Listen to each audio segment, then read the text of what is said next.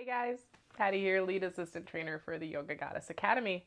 Here we are with the final chakra, the crown chakra, Sahasrara.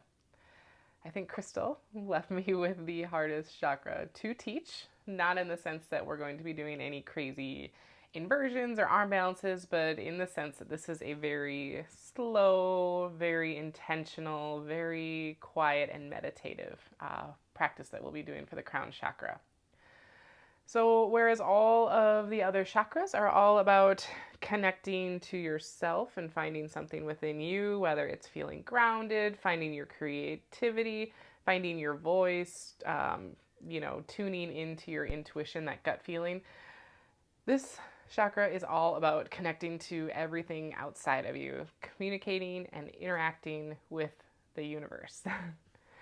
So, there's a lot of things that you can call this connection. You can call it connecting to God. You can call it connecting to the divine, connecting to oneness, enlightenment.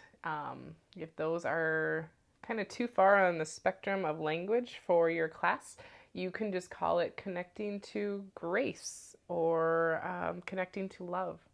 So it kind of depends on what sort of language you want to use, depending on what sort of class that you teach. So when this chakra is balanced, we live in the present moment. We have an unshakable trust in our inner guidance and in the guidance of the universe. And we have grace and the ability to connect to source, love, God, whatever language you'd like to choose there. When you are out of balance, there are a lot of signs that can show up. Depression, alienation, confusion, boredom, sensitivity to light, exhaustion, sensitivity to sound, lifelessness, sluggishness, spiritual cynicism.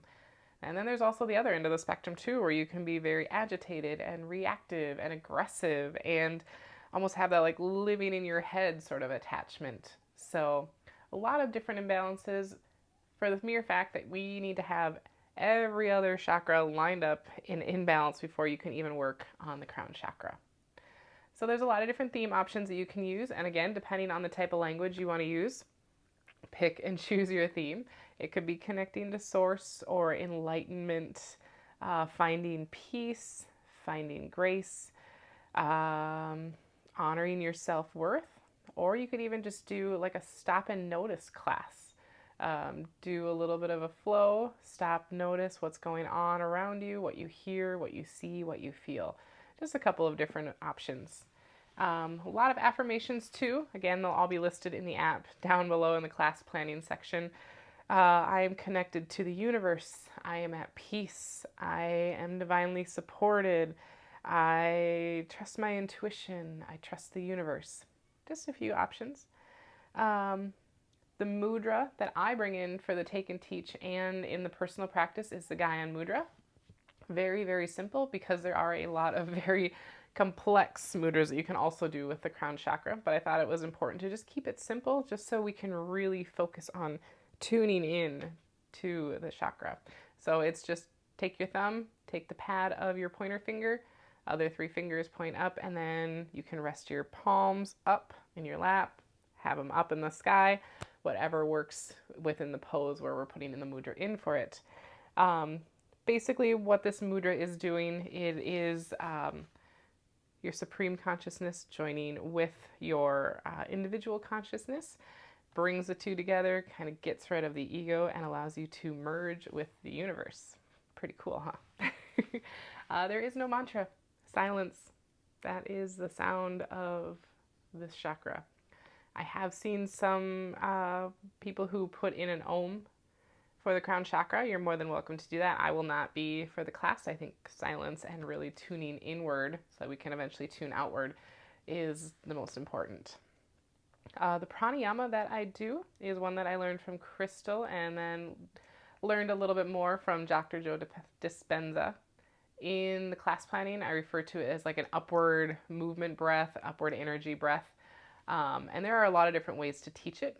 In the take and teach, I think I walk through about 4 different ways which you can teach it, so you can go ahead and take whatever lines up with your values or your class style and use that. But basically what you're doing is you are inhaling, and as you inhale, you're drawing up your perineum. You're drawing in and up your lower abs, your mid abs. You are drawing in and up all the way through your throat, through the pineal gland, and imagining that breath coming to fruition at the top of your head, and then you're holding it there. Holding it for about 10 seconds or so, and then slowly releasing that breath through your nose or through your mouth. I personally like the nose a little bit better. So you can have your students imagine pulling that breath up through each chakra. You can have your students imagine the Kundalini energy with the snake coiled around the root chakra at the base of the spine and then weaving its way up all the way to the top of your head. You can teach it with the bandhas by drawing in your Mula Bandha, your Uddiyana Bandha, all the way up to the top of the head. You can teach it just using the physical parts of the body, the perineum, the low abs, mid abs, pulling it in and up, intrinsic muscles, all the way to the top of the head. You can also teach it with a visualization that I really like, and that is that of the lotus flower, where if you imagine your whole spine is the stem of the flower, you are drawing from the roots all the way up. You're letting your solar plexus and nurture it with water. You are allowing your sacral chakra, that fiery chakra, to ignite it, your heart chakra to nurture it, throat chakra, it's vibrating through there all the way until the top of the head. And then you could also teach it in the scientific way that Dr. Joe Dispenza describes this breath, and that is that up and down your spinal column, you have the cerebral spinal fluid. It's always moving up and down, refreshing and replenishing itself. By doing this breath, you're actually kind of changing the flow of gravity and the flow of the cerebral spinal fluid within your spine, and you're able to refresh it and bring it up to the pineal gland a little bit faster. So it's kind of nice to have some scientific evidence behind what this breath is doing, because we as yogis know that we can change our breath and change our energy, and you can really feel it. So it's nice to have a little bit of scientific evidence behind that. If you have more questions about it or want to dive into it, I really recommend looking into Dr. Joe Dispenza. Finally, pose ideas. There's not a lot. Obviously, headstand, which we're not going to do if it's within your practice. Go ahead. I will not be teaching it. So maybe more of headstand prep, downward dog. Let's see. You could do tree, where you're imagining pulling that breath up to the top of the head, maybe closing your eyes. And then, of course, corpse pose, which we will be in for quite a while for this class. We'll be doing a yoga nidra in the Take and Teach. So I will have that full nidra script in the Take and Teach section. There'll be the downloadable PDF. It's going to look a little bit different than some of the other PDFs that you've gotten for sequences, just because this is such a different style of class. So I hope that you enjoy the Take and Teach, the personal practice, and working on the crown chakra. And if you're watching this on YouTube, go ahead and subscribe to the Core Fitness app, Crystal Gray Yoga Method. I think we'll have the link down below in the comment.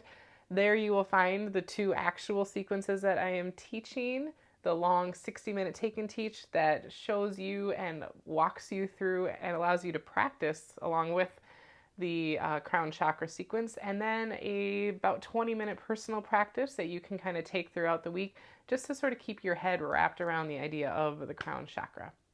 All right. Thank you so much. You guys have a great day.